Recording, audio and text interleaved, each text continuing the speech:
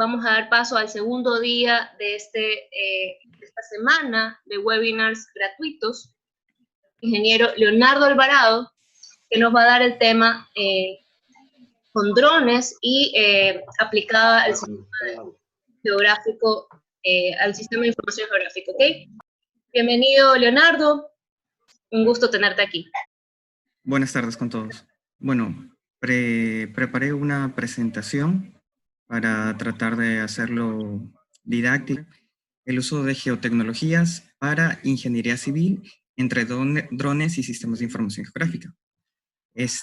Obviamente, tanto los drones como los sistemas de información geográfica son una herramienta que nos ayudan a poder tomar decisiones, ¿sí?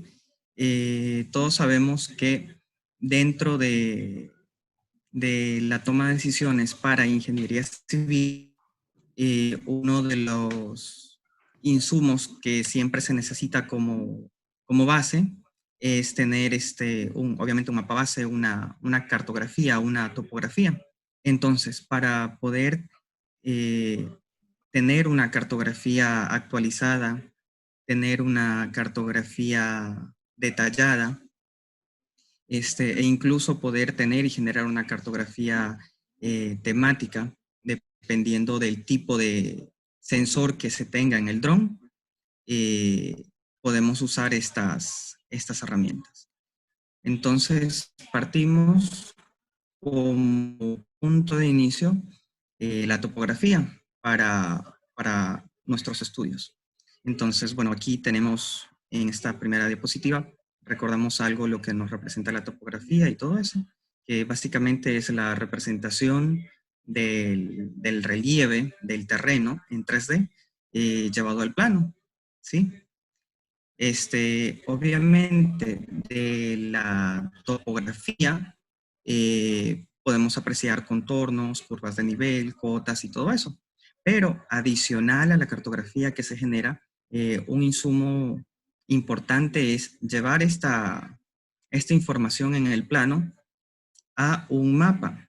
¿Y cuál obviamente sería la diferencia o el énfasis? Que a la final en el mapa uno puede hacer consultas tanto en X, Y, Z y poder colocar puntos de control o poder colocar los puntos en donde se han tomado núcleos para poder ver cómo es el comportamiento del terreno en el subsuelo o si se ha tomado información de sondeos eléctricos verticales. Y obviamente esta información después se la puede modelar en 3D y se puede apreciar de mejor forma. Por ejemplo, digamos que tengo información de sondeos eléctricos verticales y tengo algunos puntos, y estos me puede servir para modelar la capa del nivel freático.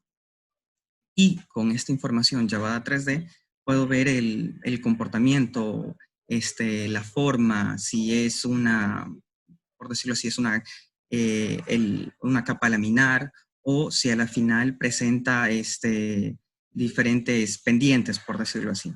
Y obviamente este modelamiento del nivel freático combinado con el relieve topográfico nos puede ayudar para identificar zonas en donde podría existir licuefacción, ¿sí? Posibles zonas, obviamente, al momento que el detonante sea un movimiento sísmico. Dentro de lo que se puede hacer o una aplicación de lo que podremos tener. Bueno, aquí en esta diapositiva tenemos la presentación de una carta topográfica, es la carta topográfica correspondiente a Chone. Como ya se había mencionado, la ventaja es que obviamente tenemos los contornos, las curvas de nivel, tenemos los accidentes geográficos, tenemos las vías de acceso, ¿sí? Tenemos las coordenadas que se puede consultar y obviamente tenemos simbología, tenemos la escala de trabajo y todo eso. Entonces, Nuestro punto de partida es la topografía, el mapa topográfico. Las herramientas que nos sirven para poder obtener este producto de una forma inicial o convencional, por decirlo así, teníamos lo que se conocía como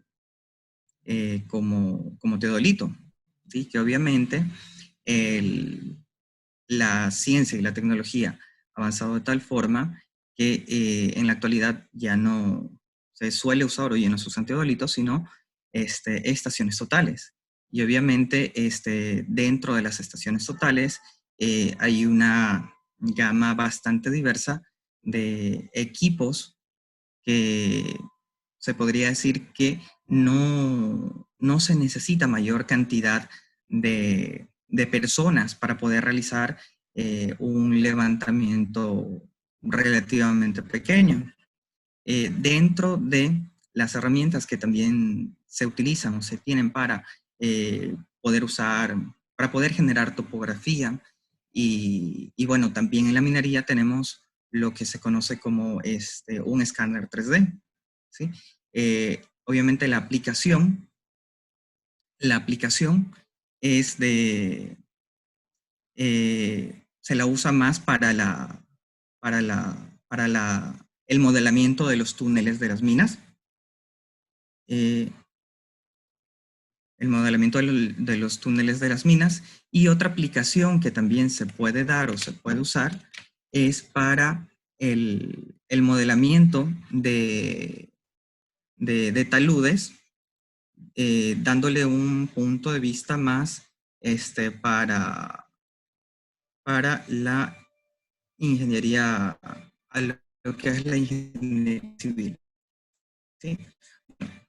Como ya les había mencionado, tenemos la estación total, que a la final es un instrumento electro-óptico, utilizado obviamente en topografía, que utiliza la capacidad de medir ángulos, distancias y niveles. Dentro de las estaciones totales, como sabemos, se coloca la base, ¿sí?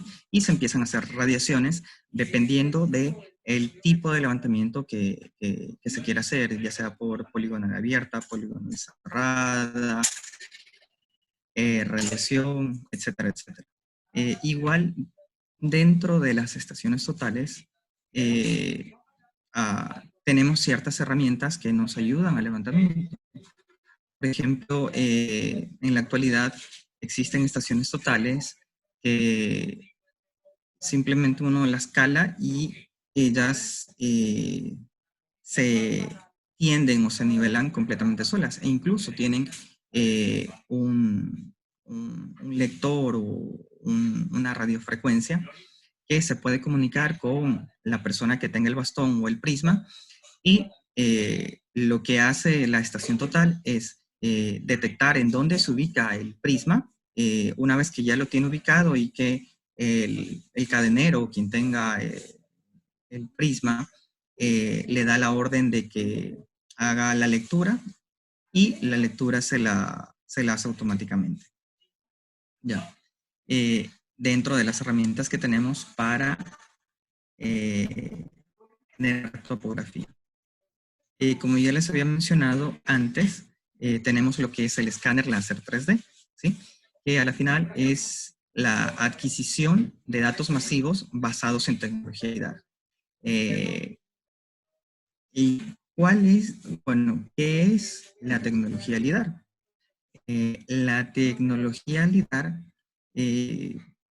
básicamente se podría decir que tengo un sensor acoplado en mi trípode, ¿sí? En donde emite un haz de luz. Este haz de luz rebota y regresa hacia el emisor. Entonces, me puede calcular la distancia y la ubicación hacia dónde apunto haz de luz automáticamente, ¿sí? LiDAR corresponde o se desprende del acrónimo Light Detection and Ranging, es decir, detección por luz y distancia. La tecnología LiDAR actualmente es bastante novedosa o versátil porque dentro de los usos que se las emplea, aparte de, del mapeo, por decirlo así, o del modelamiento para minas o para túneles,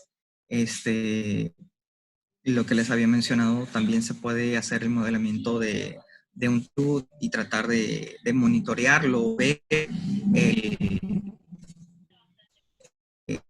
su forma en 3D y poderlo interpretar o poderle hacer un análisis para estabilizarlo en caso de lo que necesiten. Aplicaciones adicionales a estas, tenemos que me permite modelar las estructuras, casas, antenas de tendido eléctrico, ¿sí? ¿Con qué finalidad? Con la finalidad de que si mi vivienda, mi casa, mi edificio o mi antena, por decirlo así, presenta algún fallo o algún desperfecto, poderlo encontrar más rápido y poder darle una solución para que no exista un deterioro o una destrucción mayor. Adicional a esto, los sensores LIDAR últimamente se han reducido bastante su tamaño, el cual ha podido ser puesto dentro de un dron. Entonces, la ventaja de un dron con un sistema LIDAR y no de la forma convencional mediante fotogrametría, es que uno puede directamente ya mediante diferentes parámetros que se pueden configurar, poner la densidad de puntos que uno desee del modelamiento del área de interés, ¿sí? Igual el sensor LIDAR nos permite poder hacer una discriminación o un filtro, por decirlo así, que ya viene dentro de la forma en que se procesa la información, de que puedo discriminar la cobertura vegetal, se puede discriminar las estructuras antrópicas, en este caso casas, edificios, ¿sí? También da para poder discriminar lo que sería calles o vías. Entonces es eh, una tecnología bastante interesante, bastante buena, y sobre todo la tecnología LIDAR me ayuda a poder identificar estructuras que no se pueden ver tan fácilmente, por decirlo así. Han habido casos en los que sensores LIDAR se han montado sobre drones o también se los pueden montar sobre helicópteros o sobre avionetas. Entonces, al momento de generar mi modelo en 3 dimensiones, puedo visualizar en la computadora estructuras que no son sencillas de ver o de identificar, como por ejemplo en una imagen satelital o haciendo una combinación de bandas con una imagen satelital o incluso a veces usando imágenes radar. Obviamente las imágenes radar nos ayudan a poder discriminar o poder usar estructuras, ya sea creadas por el hombre o geoformas que nos ayudan para los estudios geomorfológicos. Entonces, en Centroamérica se usó esta tecnología y se pudieron identificar estructuras en esta región que estaba bastante boscosa y selvática. Bueno, uno de los principios, o bueno, la tecnología LIDAR o los LIDAR funcionan bajo 3 principios de medición: triangulación, tiempo de vuelo mediante el pulso y tiempo de vuelo mediante diferencia de fase. Obviamente la triangulación, esta se genera al momento que se envía la señal y dentro del equipo existen 3 diferentes tipos de sensores que hacen la lectura.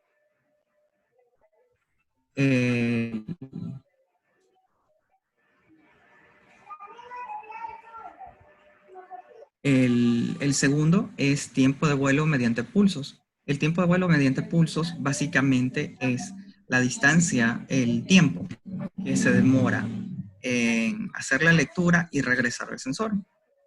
Y el tiempo de vuelo mediante diferencia de fases. Al momento que se manda la lectura y obviamente se emite el láser, adicional a este láser que sale, por decirlo así,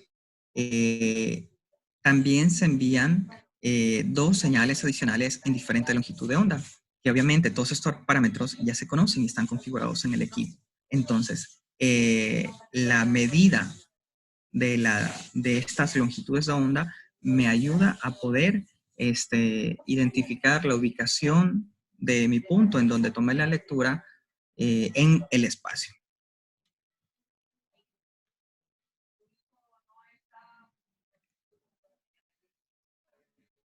Ya. Como lo habíamos mencionado, sobre uno de los temas, o sobre el tema de la charla o de la conferencia, es el uso de los drones, o bueno, las geotecnologías para la ingeniería civil. Tenemos los drones que son obviamente piloteados o monitoreados por personas que se encuentran en el terreno, en el lugar de levantamiento. Los drones empezaron su apogeo, el inicio de estos fue de usos militares, pero en la actualidad se ha diversificado bastante, que existen en usos civiles y obviamente cualquier persona los puede adquirir o los puede comprar. Aquí en Ecuador, el ente encargado de regular las reglas sobre el uso, la manipulación de drones, es la DAC, la Dirección de Aviación Civil, ¿sí? Dentro de los requisitos para proyectos suelen pedir seguros de daños contra terceros, porque obviamente al momento que el equipo por obvio motivo no alcanza a llegar hacia el punto que tiene que regresar o hacia hacia donde empezó el vuelo, ya sea porque la batería está muy caliente y se descarga muy rápido. El equipo se puede precipitar hacia tierra y puede causar daño físico a alguna persona. Obviamente no son equipos pesados, pero si contamos que a la final se puede estar apagando desde una altura de unos 30, 40, 60 metros hacia el lugar que caiga, obviamente el equipo se daña y va a causar impacto. O no necesariamente de esa forma, sino que alguna persona despistada, por ejemplo, en un dron multirotor, ya vamos a ver sobre lo que se tratan o cómo se ha clasificado los tipos de drones. Básicamente tiene 4 motores, 4 rotores, que estos incorporan hélices y estas hélices giran demasiado rápido que pueden cortar a alguna persona, causar algún tipo de daño. Bueno, vamos a ver lo que corresponde a tipos de drones. Dentro de los drones o dentro de las clasificaciones que a veces suelen hacer diferentes personas, los suelen clasificar, o diferentes autores los suelen clasificar en el tipo de uso, para qué se lo va a emplear, si va a ser para distracción, si va a ser para trabajo, y ese tipo de características. Pero básicamente, desde un punto de vista más general o concreto, se podría decir que existen 2 tipos de drones Y podríamos decir que existe un tercer tipo, que sería la combinación de un dron de ala fija y de un dron multirotor. Como su nombre lo dice, los drones de ala fija básicamente son los que parecen un avión pequeño, un avión de modelismo y todo eso. Dentro de las componentes tenemos las alas, tenemos un rotor sobre el cual se coloca la hélice. Tenemos diferentes tipos de sensores montados en el equipo, aparte de la cámara fotográfica, en donde me puede medir la velocidad del viento. Por telemetría me puede ubicar la distancia a la que se encuentra del punto de partida, la distancia hacia el último punto que está volando.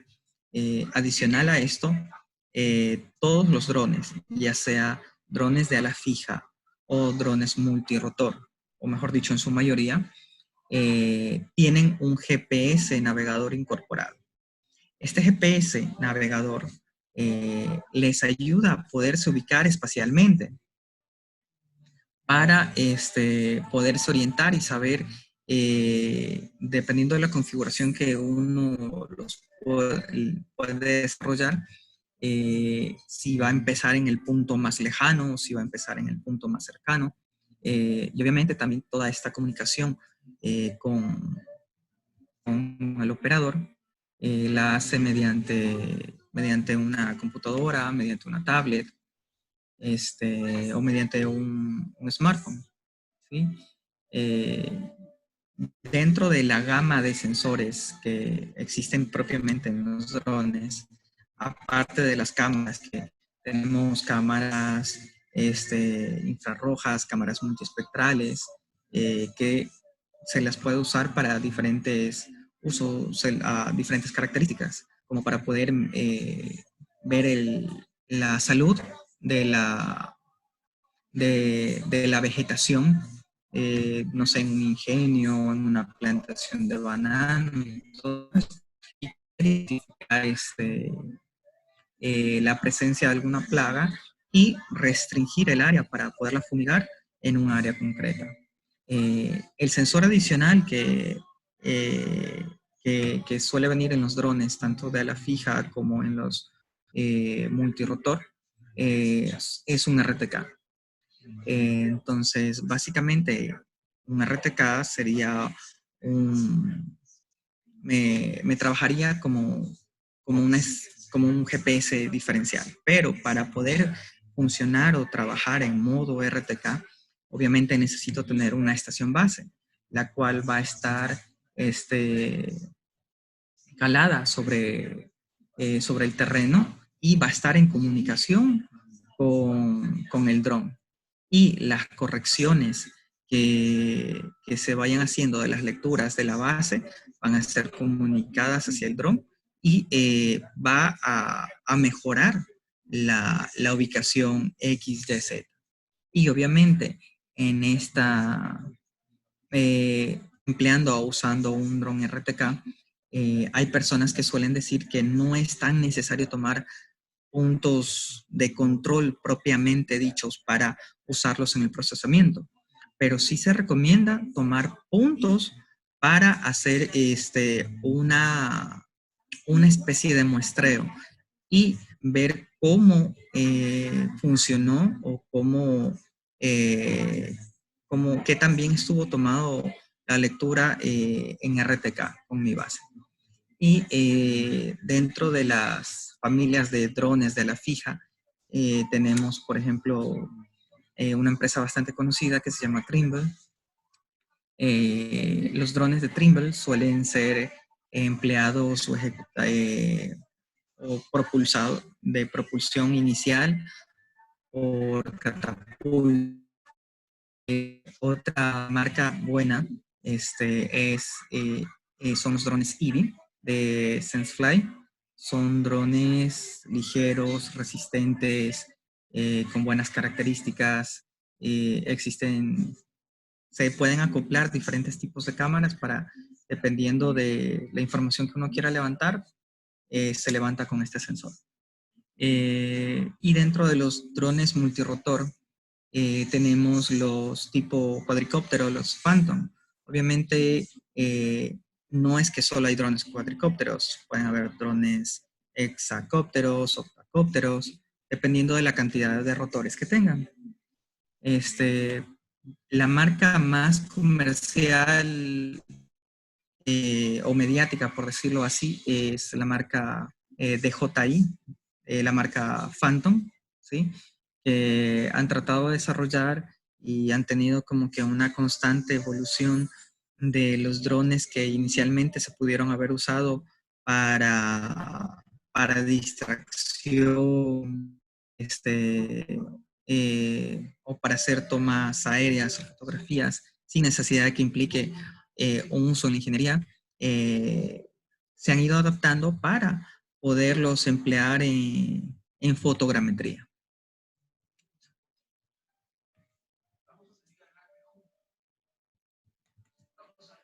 ¿Ya? Ahora, la pregunta que surge o que podría surgir es, ¿qué tipo de dron puedo usar? Bueno, el tipo de dron que se puede usar depende del proyecto, en primer lugar. Y hay diferencias entre un dron de ala fija y un dron multirotor. Y estas diferencias te ayudan, y obviamente el costo también es más elevado. Por ejemplo, hablemos que de un cuadricóptero, un Phantom, podría estar por el orden de los $2,000, $3,000 aquí en Ecuador, relativamente básico. Si uno lo compra en Amazon, en Estados Unidos, obviamente, vienen con mayores,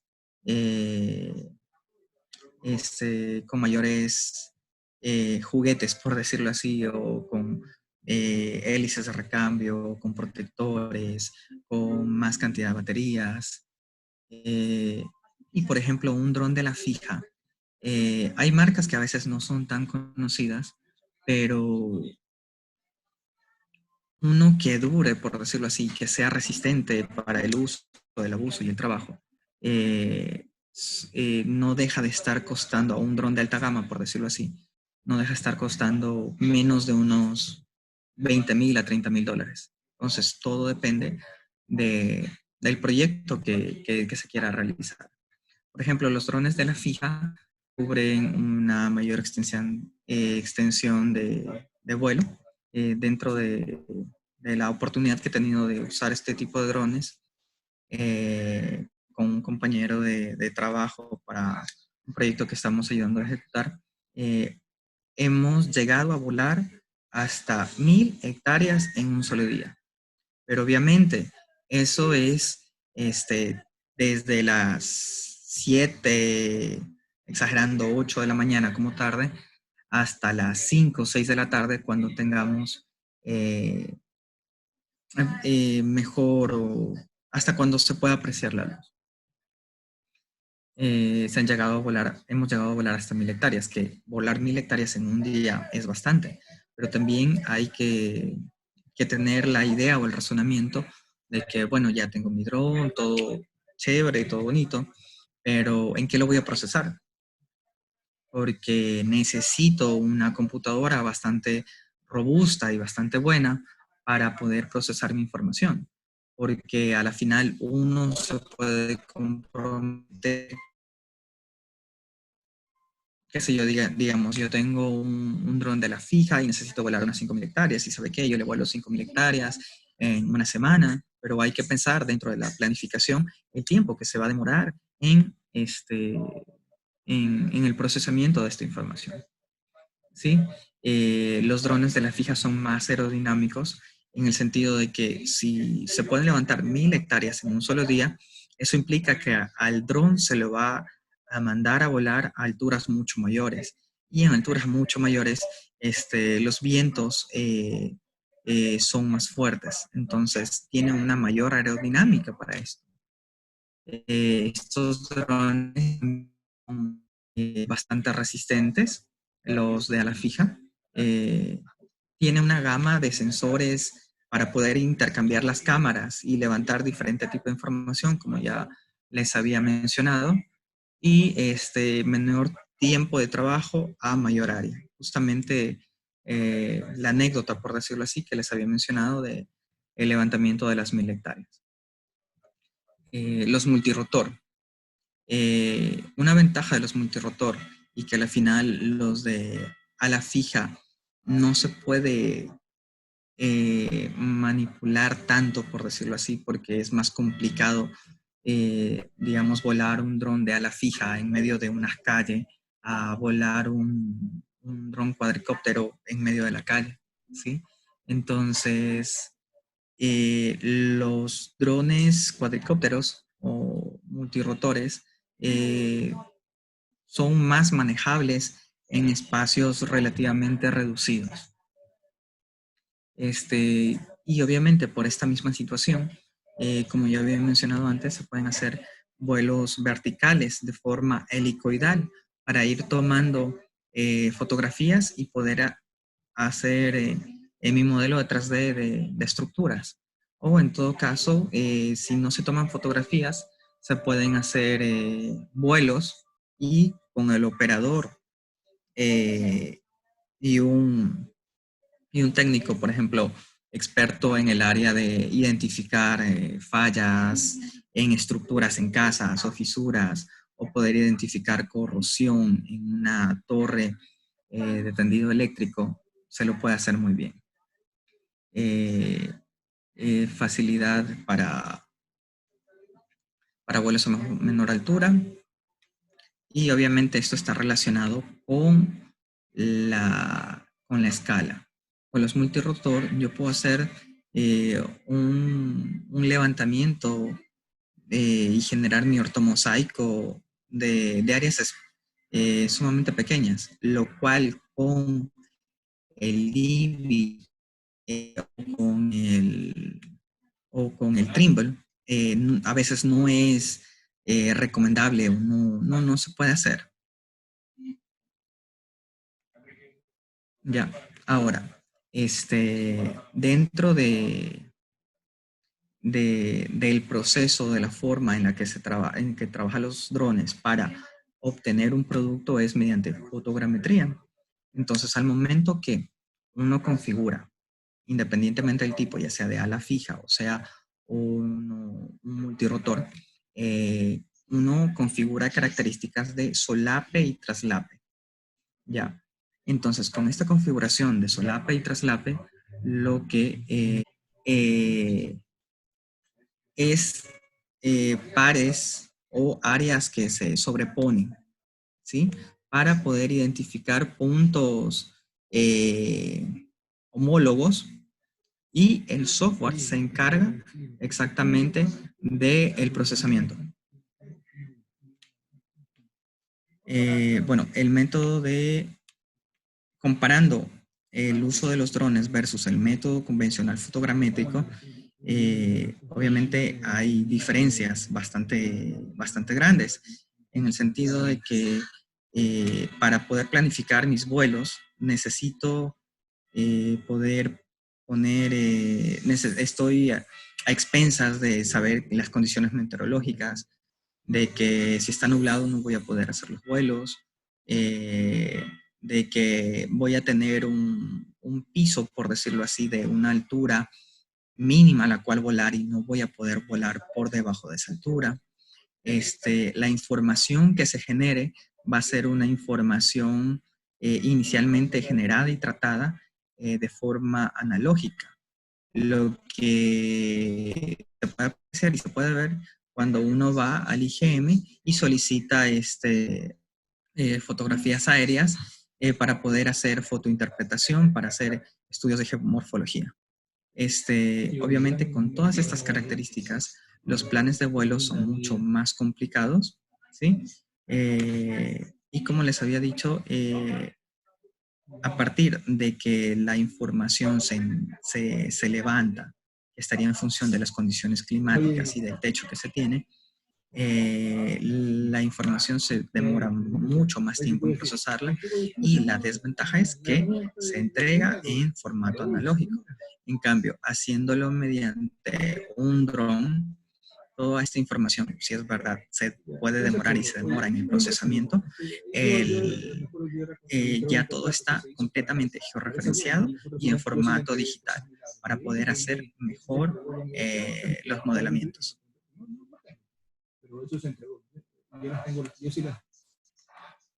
Ya.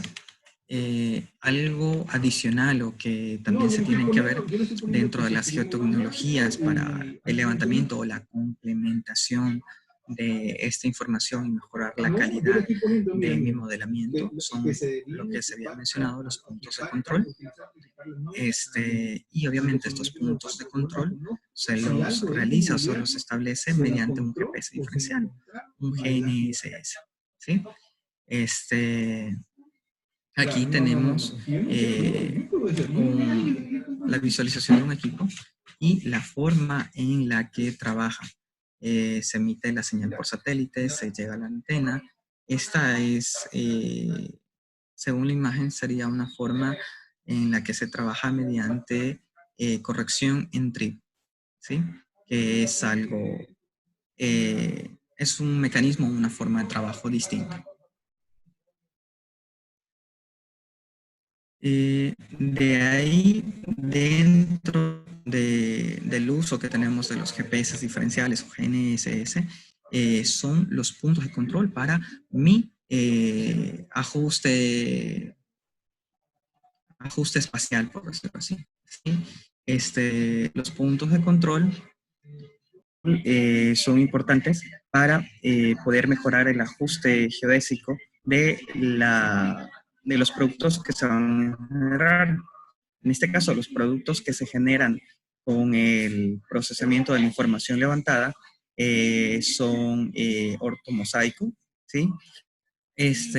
Un modelo digital de superficie originalmente, un modelo digital de terreno, después del procesamiento dentro del programa, nube de puntos en formato LAS, LAZ y LAS, y también el programa Pix4D tiene las opciones para poder hacer una clasificación de la nube de puntos partiendo de las alturas que se puede identificar. Entonces, los puntos de control obviamente son importantes para mejorar el ajuste de la ubicación, porque al momento de hacer el procesamiento de las imágenes para generar el ortomosaico, según el programa que se use, ya sea el Metashade de Agisoft o el Pix4D, el modelo que se va a generar sería correcto o dimensionado, por decirlo así. Los puntos de control me sirven para que ese dimensionamiento del modelo correcto, poderlo llevar a puntos reales y obviamente poder comprobar midiendo distancias y todo eso. Para la ubicación de puntos de control tenemos dos situaciones. Tenemos si se va a hacer el levantamiento para terrenos planos, obviamente no se va a necesitar mayor cantidad de puntos de control, sino que podrían ser alrededor de unos 4 a 8 puntos en un terreno relativamente plano, distribuido a lo largo de toda la superficie a levantar. Obviamente, no tanto en los extremos, ¿ya? Un ratito, por favor, voy a conectar el cargador.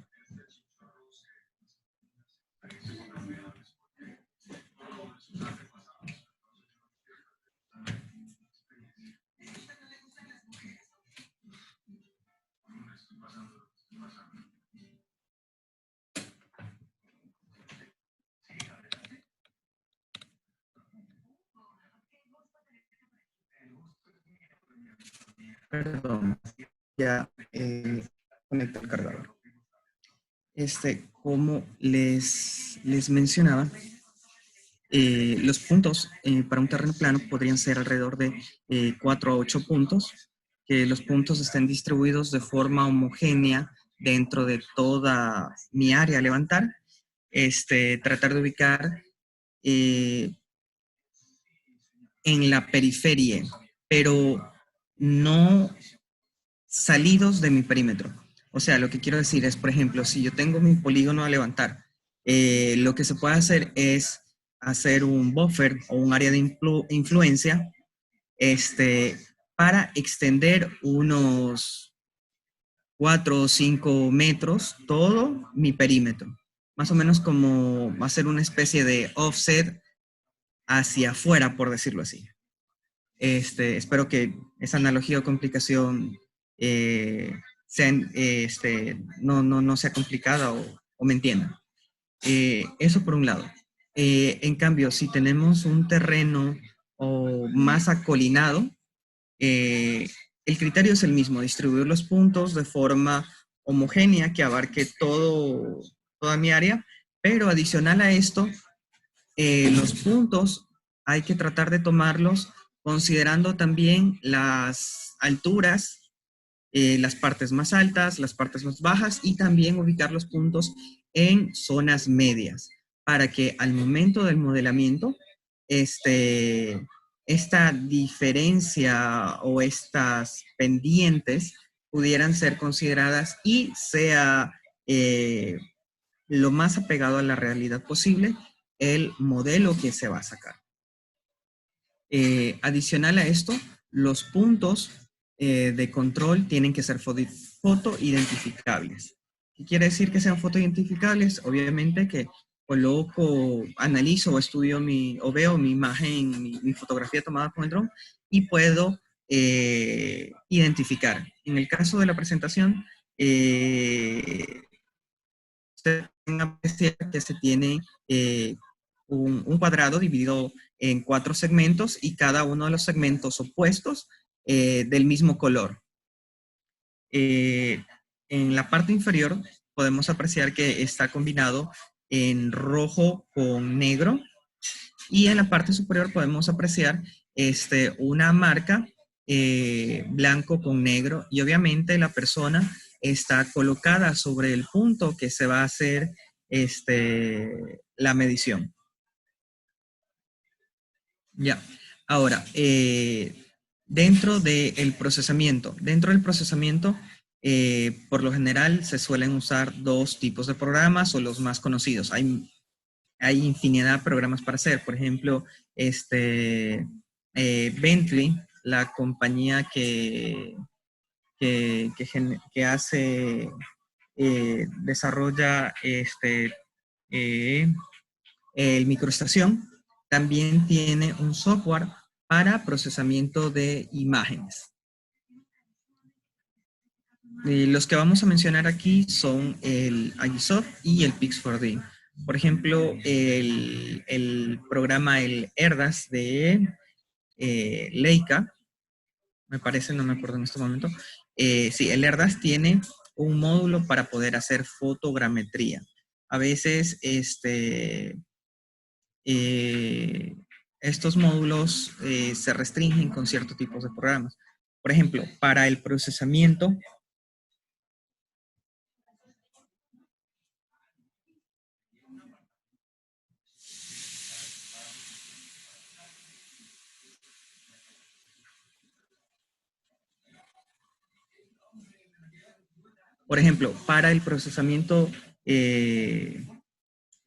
cuando uno toma puntos de control y tiene el programa para procesar Leica Trimble, no Leica, el Trimble Business Manager, hay una extensión para poder hacer el procesamiento de información levantada con el dron de Trimble.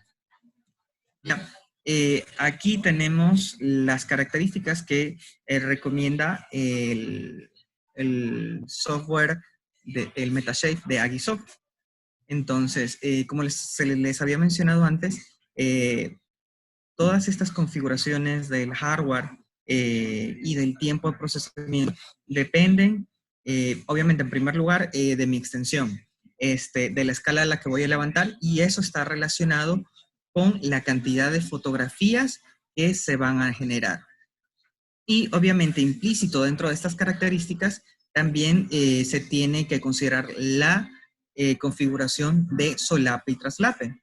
E incluso si son terrenos bastante abruptos, por decirlo así, eh, si son terrenos bastante abruptos, lo que se recomienda hacer es, aparte de la configuración de líneas de vuelo, que digamos que van de derecha a izquierda, también se recomienda hacerlas de arriba hacia abajo, o sea, hacer una cuadrícula para que exista una mayor cantidad de fotografías, y al momento de haber una mayor cantidad de fotografías,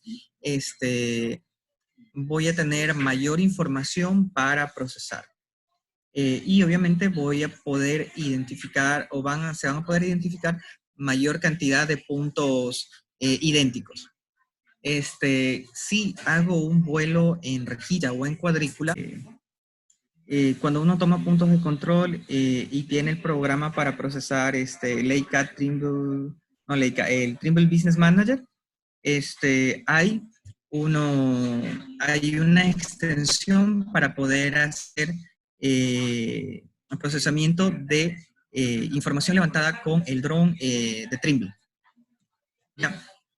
Aquí tenemos las características que recomienda el software, el Metashape de Agisoft. Entonces, como les había mencionado antes, todas estas configuraciones del hardware y del tiempo de procesamiento dependen, obviamente, en primer lugar, de mi extensión, de la escala a la que voy a levantar, y eso está relacionado con la cantidad de fotografías que se van a generar. Y obviamente implícito dentro de estas características también se tiene que considerar la configuración de solape y traslape. E incluso si son terrenos bastante abruptos, por decirlo así, si son terrenos bastante abruptos, lo que se recomienda hacer es, aparte de la configuración de líneas de vuelo, que digamos que van de derecha a izquierda, también se recomienda hacerlas de arriba hacia abajo, o sea, hacer una cuadrícula para que exista una mayor cantidad de fotografías, y al momento de haber una mayor cantidad de fotografías, voy a tener mayor información para procesar. Y obviamente voy a poder identificar, se van a poder identificar mayor cantidad de puntos idénticos.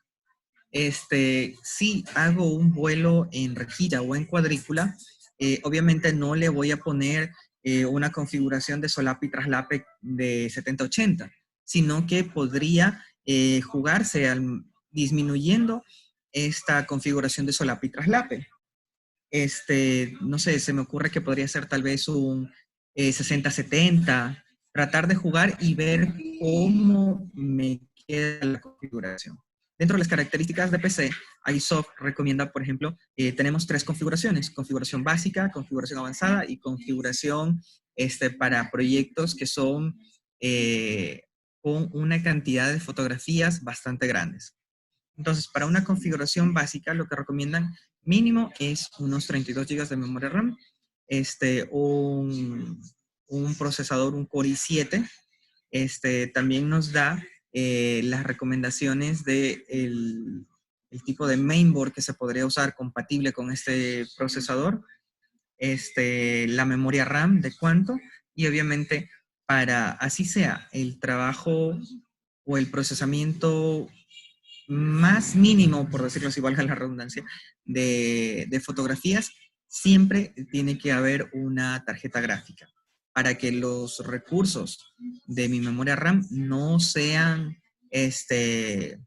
absorbidos por otros procesos, ¿sí? Para una configuración ya más avanzada se recomienda unos 64, más de 64 gigas.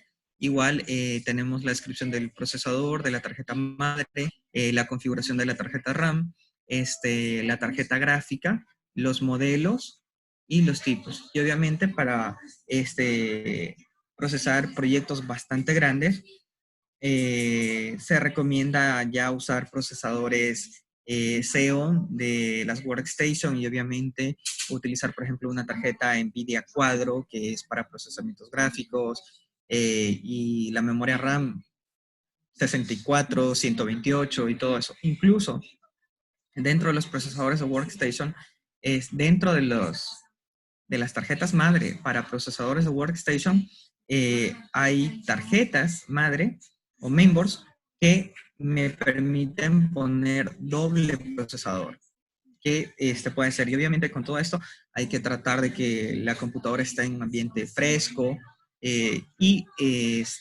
ventilado.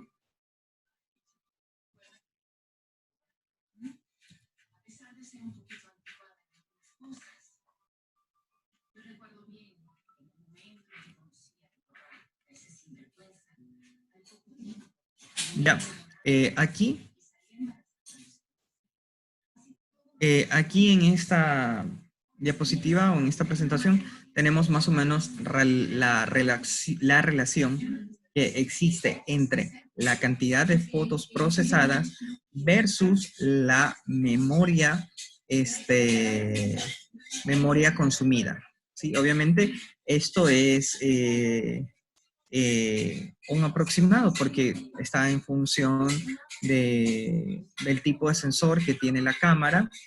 Estaría igual en función de cómo es el terreno. Por ejemplo,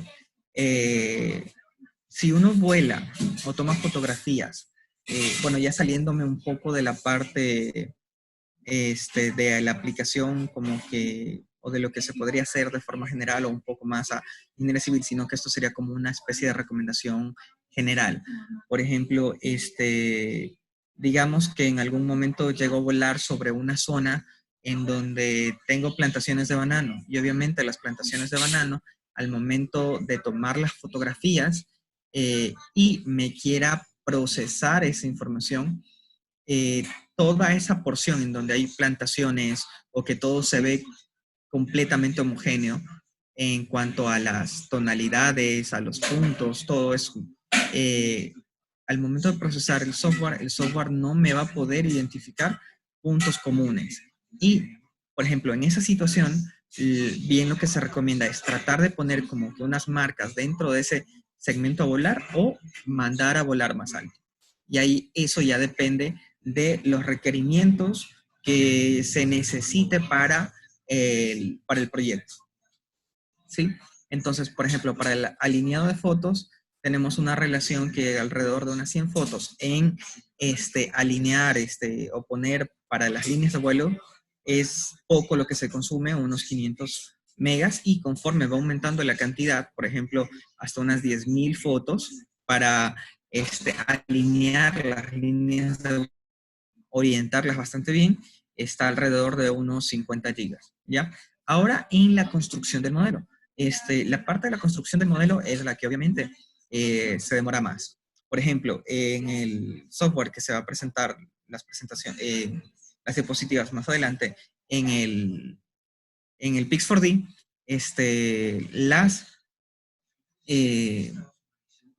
el procesamiento completo tiene 3 partes. Tiene la parte inicial en donde el programa me hace un compilado general de cómo quedaría la información. Después me genera la nube de puntos. Después me genera el modelo digital de superficie con el ortomosaico. ¿Ya? Aquí en esta presentación podemos ver más o menos cómo es la interfaz del programa Agisoft Metashape. ¿Sí? Obviamente, aquí en esta parte podemos apreciar en el rectángulo superior derecho, se puede apreciar que ya está generado mi modelo, incluso está generado una previsualización de cómo quedaría mi ortomosaico, y están alineadas mis fotografías tomadas.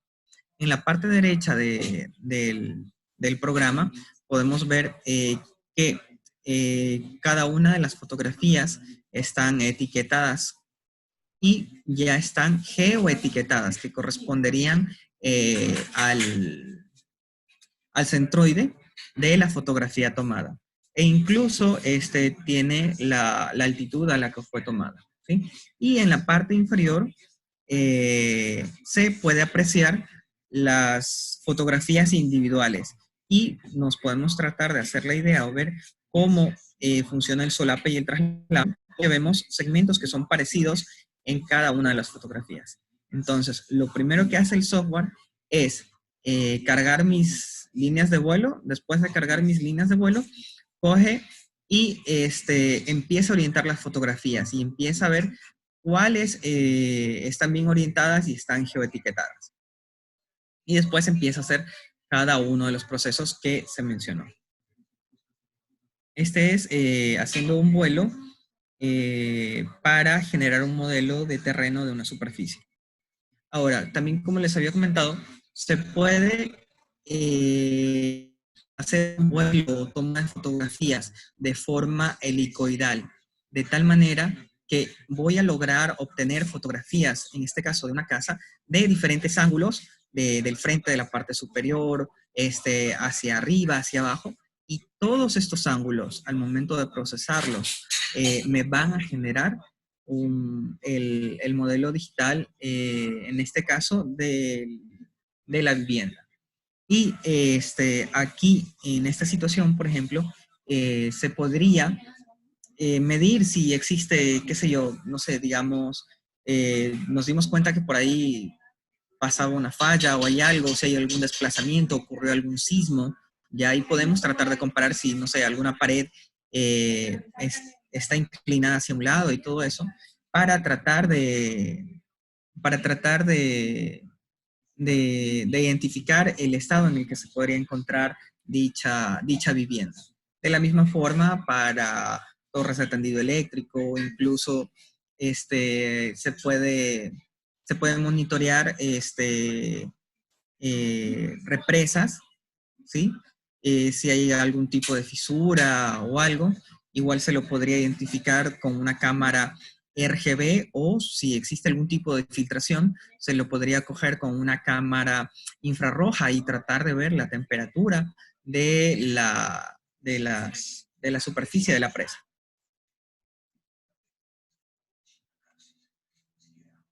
Ya, ahora vamos a ver las características que solicita el software Pix4D.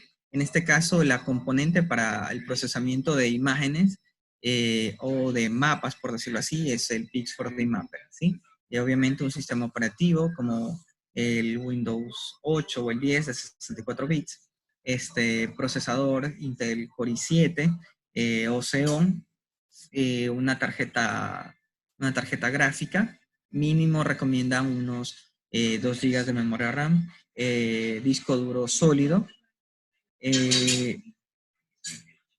así como cuando vimos las configuraciones o cómo procesaba el Metashape según la cantidad de fotografías. Aquí el Pix4D separa en 4 grupos: proyectos pequeños, medianos, grandes y muy grandes, ¿ya? Y los separa en función de la cantidad de imágenes tomadas para ser procesadas. Obviamente, estas imágenes tomadas a 14 megapíxeles. Entonces, podemos ver que para un proyecto pequeño, este software lo define en menos de 100 imágenes. Estas 100 imágenes se necesitan unos 8 GB de memoria RAM, 15 GB de espacio libre en el disco sólido. Se recomienda disco sólido porque a la final los discos sólidos, al momento que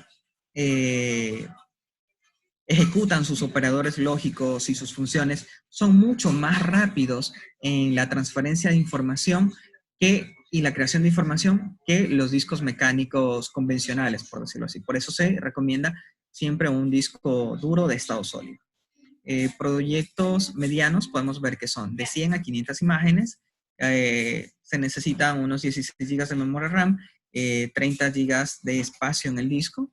Proyectos grandes de 500 a 2000 imágenes, se necesitan unos 32 GB de memoria RAM y unos 60 GB en espacio de disco sólido. Y proyectos muy grandes, obviamente, son cantidades mayores a 2000 imágenes, valga la redundancia, más de 64 GB o hasta 64 GB y 120 en disco espacio sólido. Esto de aquí es desde un punto de vista dentro de la configuración que yo uso en este programa en Pix4D, dejando mi producto final, por decirlo así, con características relativamente bajas a medias, porque al momento de que yo llego a tener un proyecto, digamos un proyecto mediano, pero yo mando a hacer el procesamiento completo, por decirlo así, porque me permite mandar a procesar a tamaño original, a un medio, a un cuarto, incluso me parece que hasta un octavo. Si yo mando a procesar todo a tamaño original, se me va a demorar mucho más tiempo y puede que en cierto momento la máquina se frise, ¿sí? Entonces, estas comparaciones de lo mínimo máximo que se puede llegar a necesitar no son referenciales. No es que haya yo con mi computadora de 8, con un trabajo pequeño y lo quiero mandar a procesar en un proyecto pequeño y mi computadora es bastante básica, pero le mando a full, sí te lo puede hacer, pero puede que se te demore bastante tiempo. Entonces a veces siempre es recomendable tener un buen hardware en nuestros equipos. Aquí podemos apreciar la interfase de cómo se presenta el programa Pix4D. En la parte derecha podemos apreciar un modelo digital de terreno y en la parte de arriba podemos ver cómo están colocadas las imágenes que fueron procesadas, incluso también cómo están orientadas. En la parte superior podemos ver todo el panel a poder añadir fotografías, poder cargar un proyecto, poder cambiar nuestras vistas, incluso poder editar nuestra nube de puntos y poder hacer una clasificación manual. E incluso también aquí dentro del ambiente del Pix4D me permite poder hacer mediciones de distancias, de volúmenes, me permite poder digitalizar. No digo que en el de Agisoft no tenga esas opciones. Sí las tiene, pero doy fe, por decirlo así, o hablo de que esas opciones están aquí porque las he encontrado y las he podido hacer, ¿sí? En la parte izquierda tenemos donde están representadas nuestras capas, cámaras, están todas las imágenes. En Race es la proyección. Estas esferas vendrían a representar el centroide de nuestra imagen, ¿sí? Y obviamente los rayos o las proyecciones serían las proyecciones que salen de nuestra esfera hacia las imágenes. Type points serían los puntos de control o los puntos igual, la 9 puntos correspondiente al área procesada. El área procesada, 9 puntos propiamente dicha, la agrupación de los puntos. Adicional a esto también se genera como una especie de tramado o de rejilla triangulada.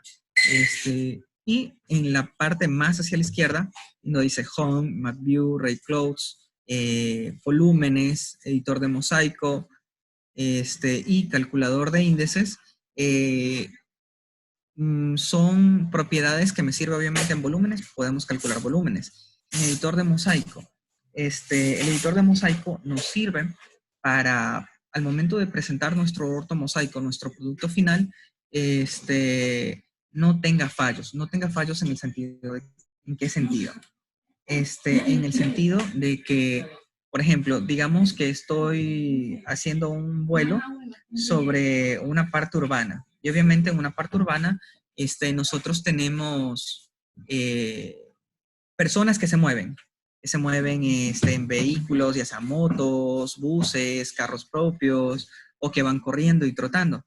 Entonces, al momento que eh, este vehículo, esta persona se desplaza sobre mi línea de vuelo, yo voy a tener en diferentes imágenes esta persona moviéndose. Y al momento de hacer el procesamiento de mi imagen y revisar mi ortomosaico, me voy a dar cuenta que esta persona se genera como una especie de estela cuando uno va en una lancha y obviamente avanza y se genera la espuma del recorrido que uno hace en la lancha. Entonces, como una especie de analogía, se puede tratar de ver, se puede apreciar el rastro de esta persona que se va avanzando hacia un lugar. Entonces, eso no se puede presentar de esa forma, a veces se lo conoce, se lo dice como fantasmas, entonces eso tiene que ser borrado y eso se edita dentro del editor de mosaicos. Por ejemplo, también, al momento de que el software procesa la información, el producto final como tal es una ortoimagen, que es una imagen rectificada y que se puede hacer medidas y todo eso. Pero cuando tengo casas o edificios grandes, resulta que el programa me trata de mostrar una vista ortogonal, o sea, desde arriba, ya lo más ortogonal posible. Y al momento de generar o tratar de generar esa vista, visualmente no se aprecia. ¿Por qué? Porque uno se puede dar cuenta que crea como una especie de comisura o como, por ejemplo, como una especie de un zinc dañado, digámoslo así. Entonces, ahí se juega nuevamente con el editor de mosaicos para poder jugar ahí con las perspectivas de las imágenes que tengo de esa zona. ¿Ya? Y aquí nuevamente tenemos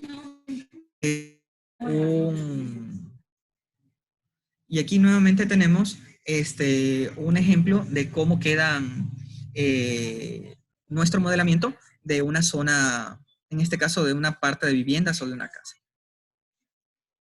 Ya, a continuación, por ejemplo, aquí tenemos unas imágenes de un sector procesado en el real. En la parte superior izquierda, por decirlo así, tenemos el ortomosaico.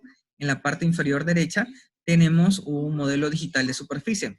Tenemos que tener cuidado con lo que usamos y con lo que entregamos, porque un modelo digital de superficie es distinto a un modelo digital de terreno, ¿sí? Lo que nosotros usamos para poder sacar la topografía, curvas de nivel, contornos y todo eso, sería un modelo digital de terreno. Les estoy mostrando estas capturas. Más adelante vamos a apreciar apreciar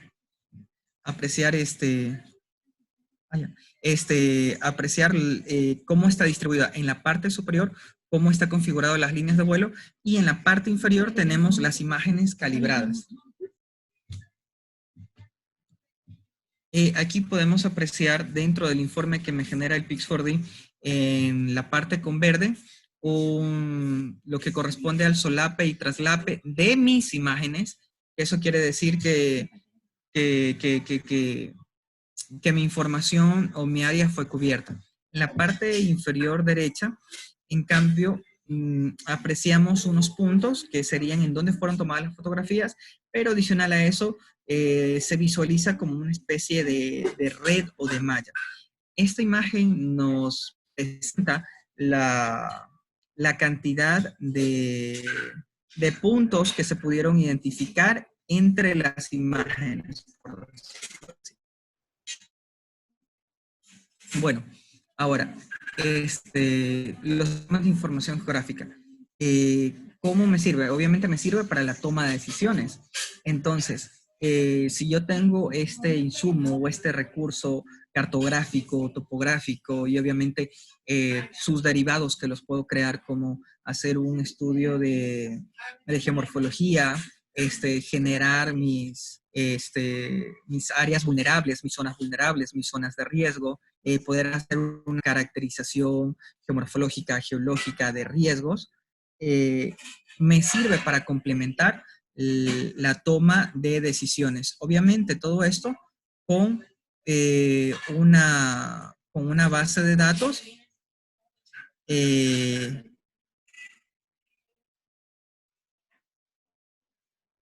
con una base de datos y poder complementar la información. ¿Ya? Bueno, aquí tenemos cómo representamos las entidades vectoriales y raster. En este caso, la base o la fuente que sería la información generada por el dron que nos sirve para poder digitalizar y tomar decisiones mezclada con la información que se puede tener como base. ¿Ya? Y bueno, unas aplicaciones de lo que se podría usar para ingeniería civil, como les había mencionado, para estabilización de taludes, monitoreo de taludes. Si nosotros ya sabemos de un sector que sufre deslizamientos o que a veces tiene bastante erosión, podemos monitorear y tratar de ver el comportamiento de este talud, de este cuerpo, y obviamente esto está vinculado con los movimientos de masas, ¿sí? Para riesgos sísmicos, riesgo de inundaciones, movimientos de masas, entre otros. Caracterización de suelos estables o inestables para poder hacer una caracterización de zonas propensas a licuefacción. Para monitoreo geodésico, esto ya sería usando más un GPS diferencial y poder tratar de percibir, sería un GPS de alta precisión y durante tiempos de lectura bastante extensos para poder percibir si existe algún movimiento dentro de la represa. Y obviamente la elaboración de mapas geotécnicos que nos sirvan para el desarrollo urbano de las ciudades. Gracias.